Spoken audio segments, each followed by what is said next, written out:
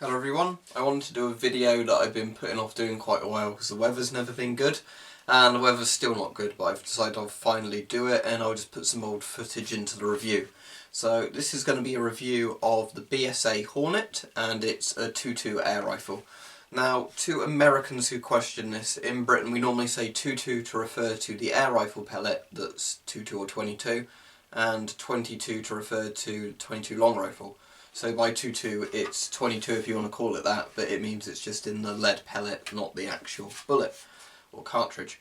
So the Hornet's a very cheap air rifle basically. I bought it because for two reasons. I wanted an air rifle with iron sights that hopefully if I hold it like that you can see it's got iron sights. And I also wanted an air gun that was really cheap because I've got a much nicer air gun than this, the Crossman Nitro Venom. I wanted to get a cheap one to, compare it, thinking for the minimum you could pay for an air rifle, how good would it be? So that's what this is, the BSA Hornet. You can see there, hopefully, if it's big enough on the camera, it says Hornet. So it's just a 2.2 air rifle. It does have, I think it's an 11mm rail there, sort of a dovetail type one for a scope, if you want to put a scope on it. Otherwise, it's just a open sight air rifle. Now, one of the nice things of this for being such a cheap air rifle is that it actually has fibre optic sights. So if I can get that close enough to the camera for you to see that it's got the bright green rear sight and at the front it's sort of got a red fibre optic there. So what that means is that for even the cheap air rifle with iron sights, it's actually very, very easy to see when there's a little bit of light where the front and rear sights are. Compare that to a lot of rifles where there's no fluorescent paint or fibre optics on them. Obviously it can blur a bit where the front post is to the rear post, so you're not always going to shoot as accurately as you think you're shooting. So once this is zeroed to the pellet, this is a really nice rifle. This is all a metal cage around, as thin as it is and it feels a bit plasticky, this is actually metal around the front iron sight. It's mostly a full metal and plastic construction gun. The plastic feels solid enough, it's not, really cheap plastic.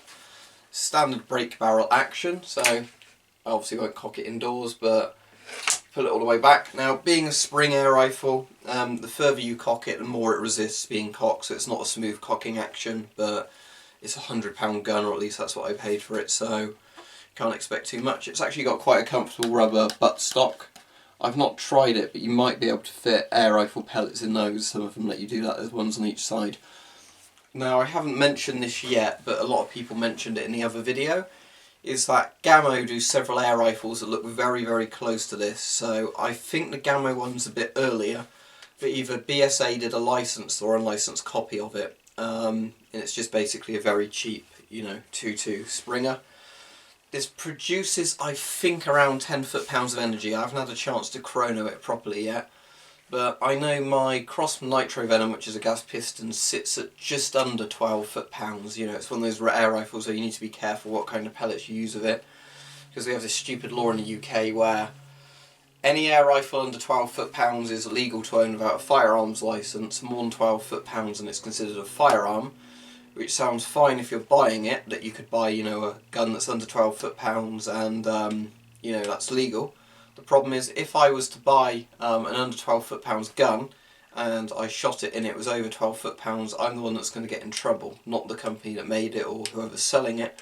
The fact that I've basically got a firearm by law, even though it's not actually a firearm, just because, the FPS was slightly too high. So, I estimate this is about 10 foot-pounds, which means you've kind of goes both ways, I think, with it. Because as much as I think we'd all like a high-shooting performance air rifle, when it's about 10 foot-pounds, it's safe enough under that I don't think you're going to shoot a pellet from it that's going to be, ballistically sound enough that you're going to break the foot-pound limit if the police were to test your rifle.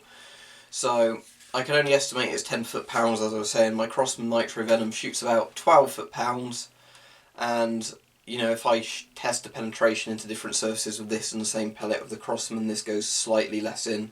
So 10 to 11 foot-pounds from this really, which is very good for a £100 gun. I bought this from Banbury Gunsmiths for £100. They did a version which was, I think, 140, where you could get a scope on it as well as the irons. I didn't go for that because I've already got a couple of scopes. and I wanted it mostly for the iron sights.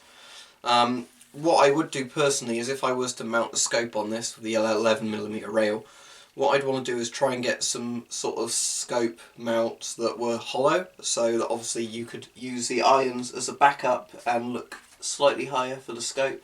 So cheek weld for the irons, or do that sort of thing for the scope, which I think would be ideal, having the irons as a backup. Irons are very good for what they are. You obviously got markings on the irons, so you can reset them to sort of central when you're not using them, which is what I tend to do. Just a little bit of fluff there. But yeah, overall I'm very impressed with this BSA Hornet. Like I said, I paid £100 for it. I've seen it's a bit more online from different places, but you know, it's powerful enough for the price. The iron sights are very good for the price. There's not much about this I don't like. It's standard sort of safety. You flick it forward to pull the trigger, flick it back to lock the trigger, but obviously don't rely on the safety. I think it's actually an adjustable, it looks like it's an adjustable trigger. I'm fine with the pull as is, but some people say it's a bit stiff. It might depend on how much you shoot the gun, it might loosen up a bit. But yeah, overall I'm pretty impressed with it. So the only drawbacks I can see, and you can't really fault the rifle because of the price for it, when you're cocking it, the further you get closer to cocking it, it becomes a bit more difficult, so you have to kind of predict that before you start cocking it, have it in a nice brace position.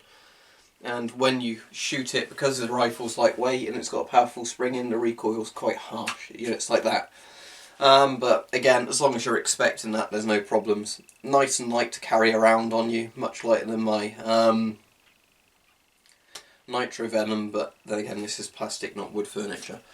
So yeah, overall I really like this. Like I said, I'll cut some footage into this of me actually shooting it, but yeah, for £100 I really don't think you can go wrong with an air rifle like this. It's very, very nice.